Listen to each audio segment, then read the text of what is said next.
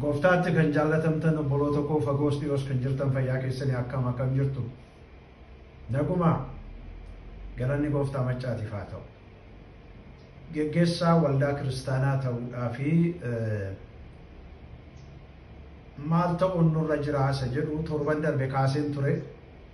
Leenjii kana torbeettan isinii dhiyeessaa namoonni waldaa geggeessuu barbaadan seeraan na hordofaa.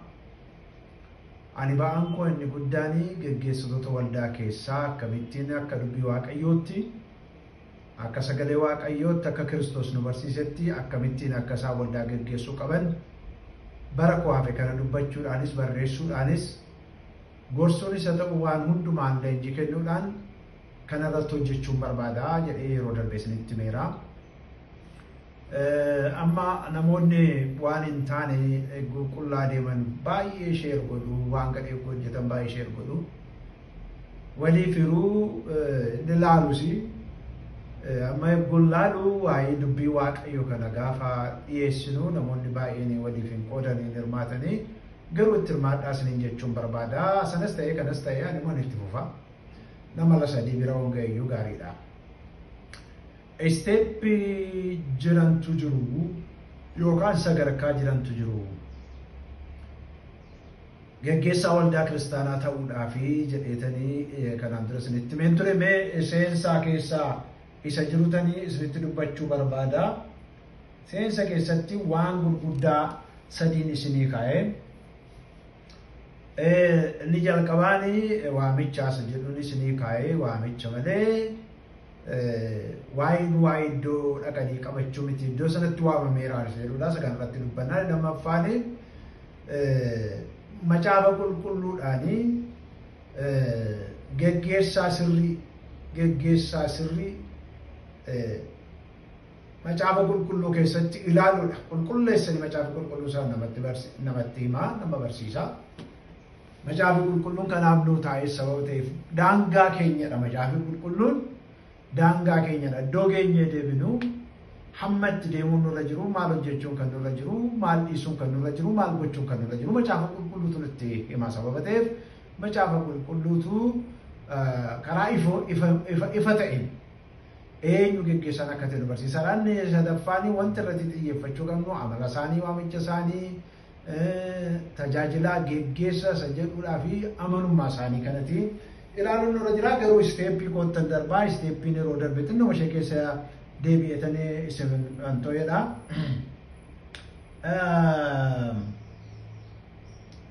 Isteeppiin lammaffaa yookaan isteeppiin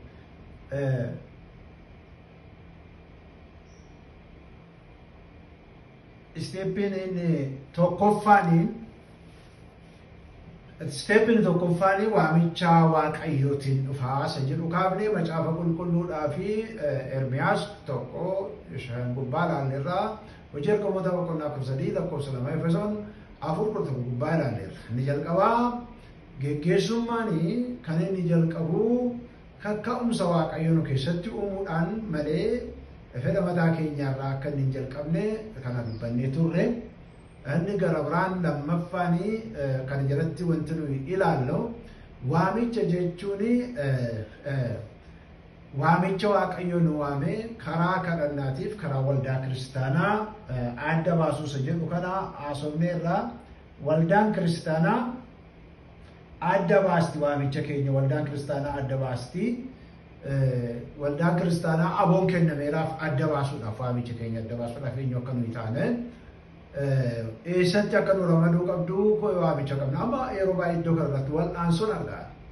Wal'aansoon argamaa. Inni wal'aansoon an argu iddoon nu itti of yaannuu fi iddootti namni eenyummaa keenya bareedu barbaadu garaagaradha. Kuni iddoo kanarratti addaan baafnee qulqulleessine iddootti namoonni nu barbaadan nus immoo kadhannaa keenyaan mirkaneeffanne iddootti waaqayyo nu barbaadu sana hin teenyutti teenyeen hojjennu yoo ta'e cabina dhufa. Cabuutu dhufa. Karaatti hafuutu dhufa.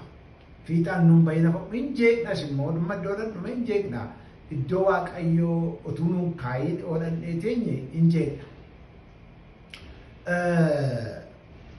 Egaanii kana keessatti kan isin ilaaltan isteeppii waamichaa kana jalatti isa tokkoffaa kana jalatti yookaan sadarkaa tokkoffaa kana jalatti miiruma keenyaan oofamu yookaanis miiruma keenyaan geggeeffamu yookaan sanatuun ta'ini waaqayyo nama barbaadeera isa jedhu kana qulqulleeffannee ilaaluu danda'u nurra jira torbee kanarratti dubbadheera jechuudha. Isteeppiin lammaffaan har'a waan an dubbachuu barbaadu isa kanadha. Isteeppii lammaffaa jalatti new life in the spiritual maturity isa jedhudha jireenya haaraadhaa fi bishilina hafuuraa isa jedhudha. Egaan sagalee waaqayyoo ilaa kunoo isa kana nutti maagartanii amma Yohaannis boqonnaa 3 gubbaa Xiimotewos isa duraa boqonnaa 3 6 gubbaa Ibroota 5:12 irratti hidhattanii olaaltanii waan amma sadii qabxii sadii an addana kaa'e kanatti argattu. Inni jalqabaa namni haaraa ta'uu hin qabudha. Amma Phaawulosis kan inni dubbatu namni haaraa ta'uu hin qabu. Namni reefuu amane ta'uu hin qabu. Namni jireenya isaatti meeshaachuu qaba. Amma galgala waa tokko laala. Namicha isaa du'ee gara gooftaa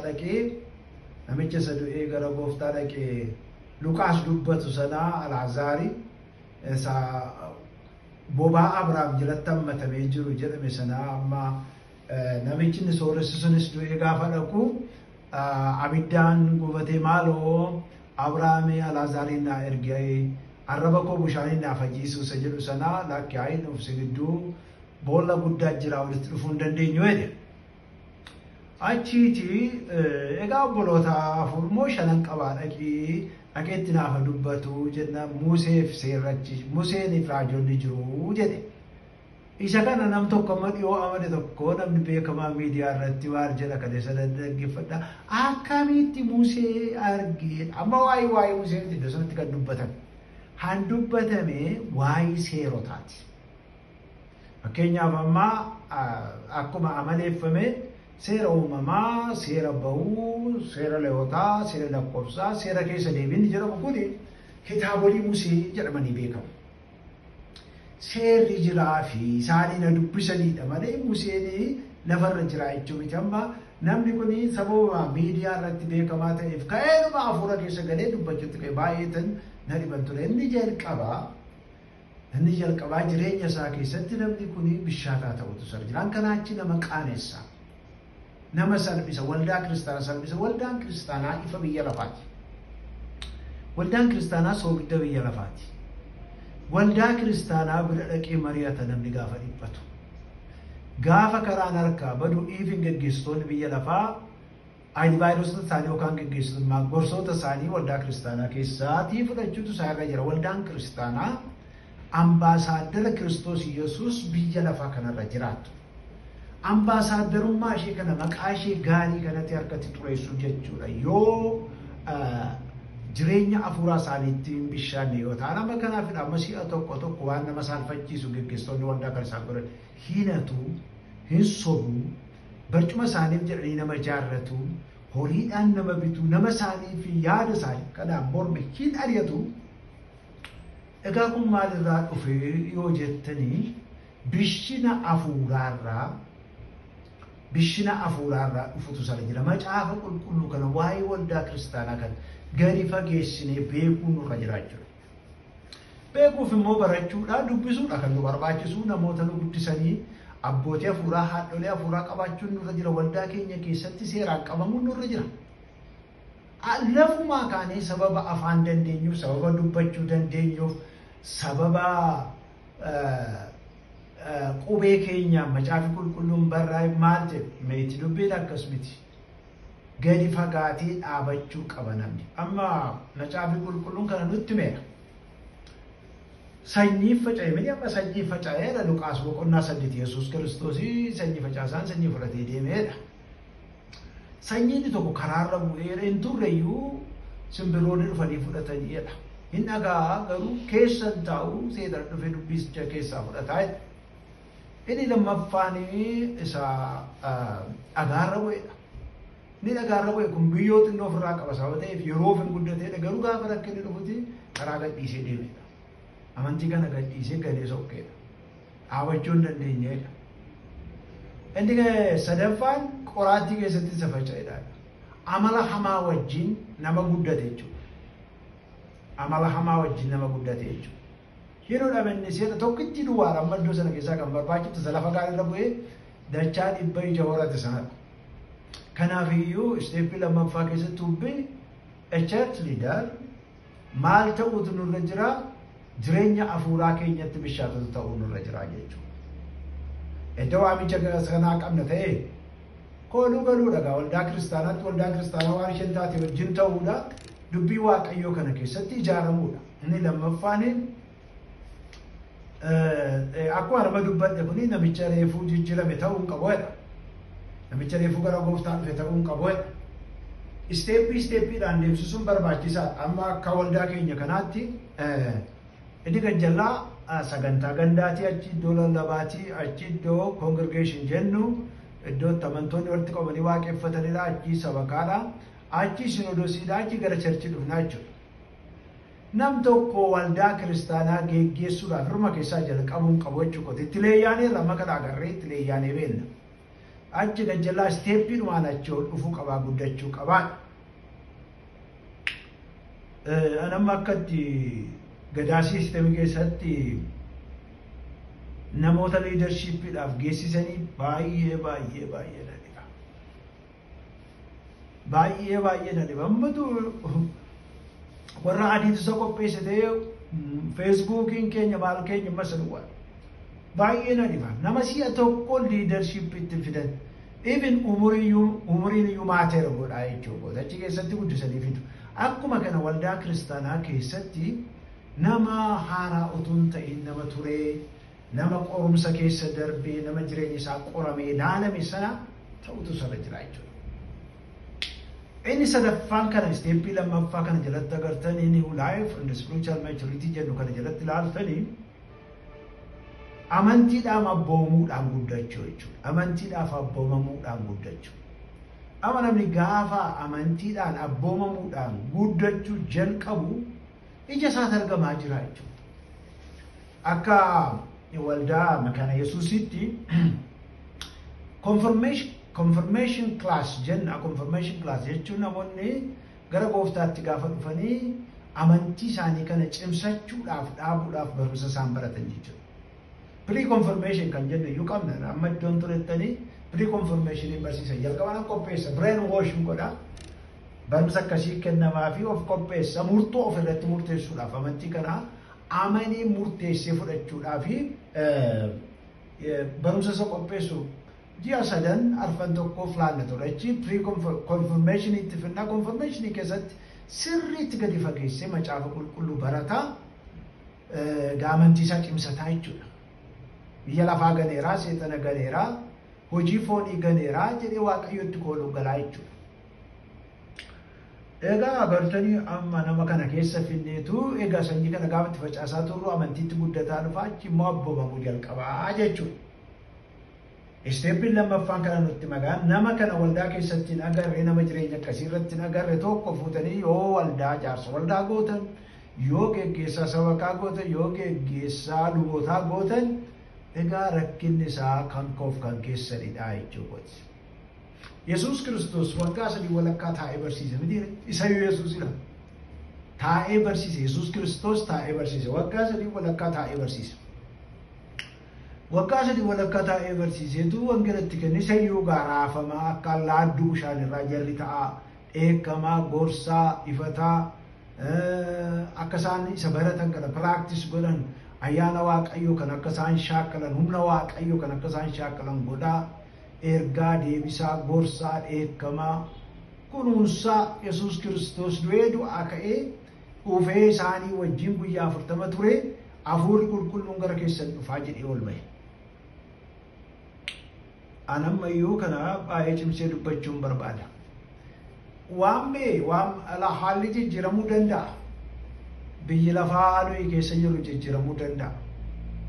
Haalli nuyi barumsaa maaloo beekumsi qabeenyi maaloo hundumtuu jijjiiramuu danda'a. Biyyas jijjiirachuu dandeenya hawaasa adda biraa keessa jiraachuu dandeenya. Macaafi qulqulluun garuu sanumadha. Waan macaafi qulqulluun seeraan tartiibaan nuu kaa'ee isa irraanfachuu hin qabnu jechuu kooti. Amma isteeppii sadaffaan Christ-like character isa jennu kanadha. Yesus Kiristoosin amala fakkaatu jechuudha. Yesus Kiristoosin amala fakkaatu jechuudha. Amma Yesus amala nutti agarsiise qaba. Miti macaafa qulqulluu keessatti amala nutti agarsiise qaba. Amala Yesus Kiristoos nutti agarsiise sana jireenya keenya keessatti develop gochuu qabna, argamuu qabachuu nuttis anattis dhuunfaatti namni gara biraas sana nurratti beekuu qabaa jechuu kooti. Macaafa qulqulluu keessaa amma Xiimotewos isa duraa boqonnaa 3 lakkoofsa 1 hanga 7tti waa'ee geggeessaa dubbataa. Amma Tiitoo boqonnaa 1 lakkoofsa 5 hanga 9tti, Galaatiyaa boqonnaa 5:22 hanga 23tti maal agartu as keessatti yoo jettanii ija sangararraatti dubbataa dhufe amma ija hafuura qulqulluu as keessatti agarraa jechuudha.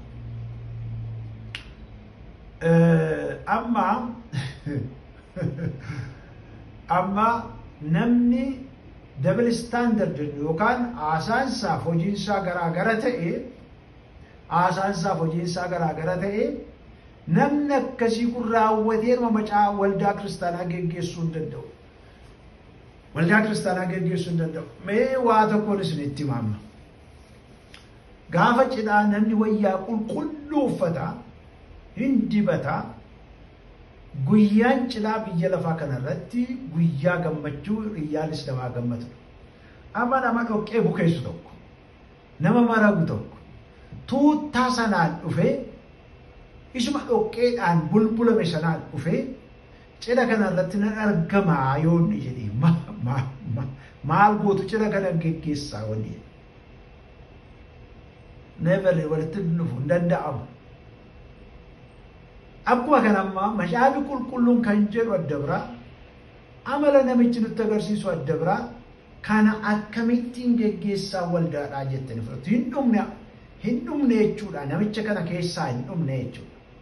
Raawwatee dhumuufii qaba. Otuu gara kanatti hin dhufin iddoon kuni waldaa jechuun waldaa kiristaanaa jechuun walgahii qulqullootaati. Iddootti qulqulloonni walitti qabamanidha. Iddootti warri Waaqayyoo cubbuu isaanii dhiise dhiiga Kiristoos Yesuusin miiccatanii sammuun isaanii haara'e warra yaada gaarii qabu waa'ee dhugaa waa'ee qulqullinaa warra galeef jechuudha.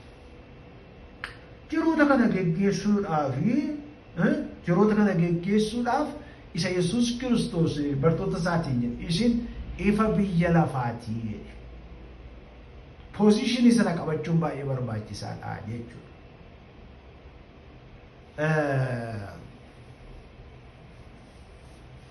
Mee as jalatti qabxee olee sadii isin kennamas. Inni tokkoffaan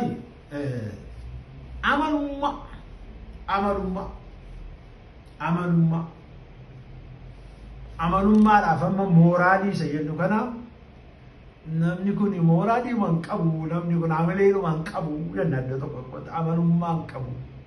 Yesuus Kiristoosii jedha macaafa qulqulluu waa isaa gaafa dubbatu jechaaf hojiidhaan amanamaa kan ta'edha.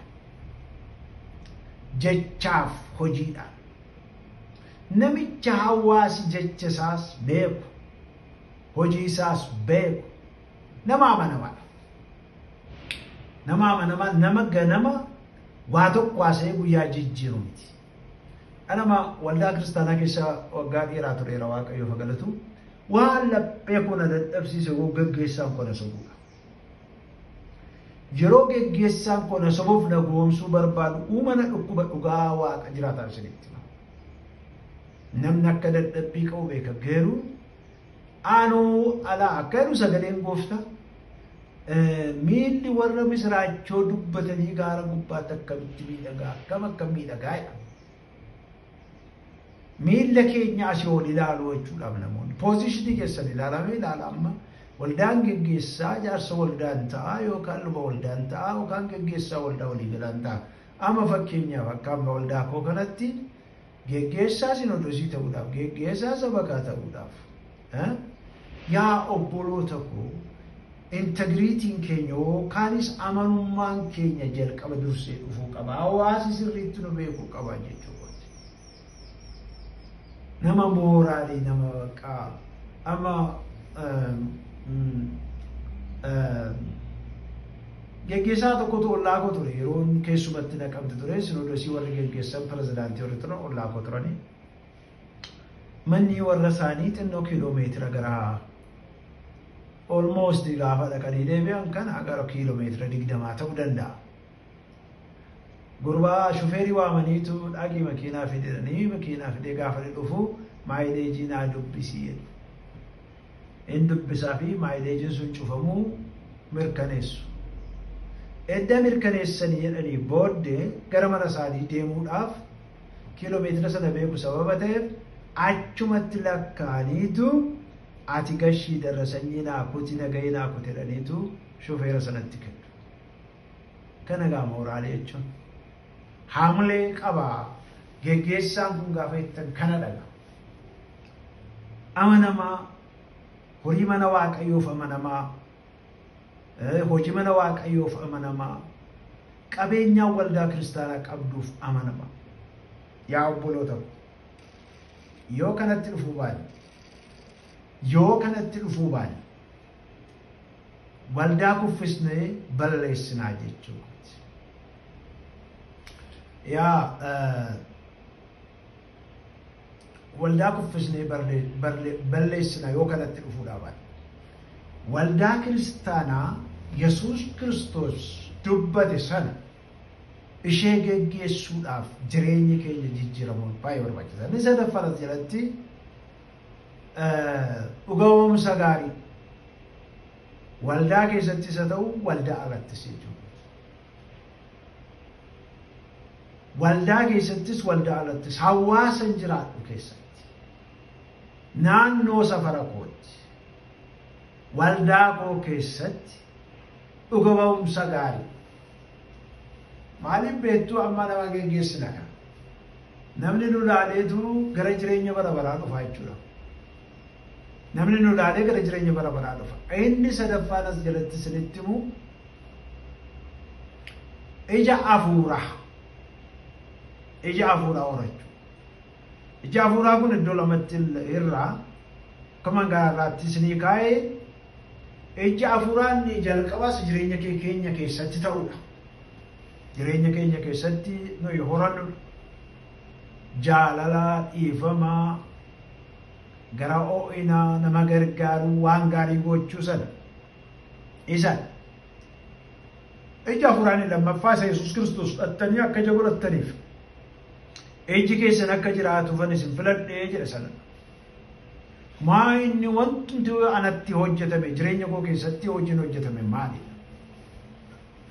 Maalidha kanuma nani qabadhee dhiyaadhu nama durattis waaqa durattis wanti na keessatti confidence yookaanis immoo tajaajila kana keessatti geggeessaa kana keessatti akkan ofitti amanu kan godhu maalidha? Maal waan hojjedhe? Amma siya tokko tiyooriidhaan nama gooyomsuu barbaada. Falaasama warra kaaniif finneetu intarneetii kanarraa buufnee finneetu gochuu barbaada. Isa miti nan isiniin.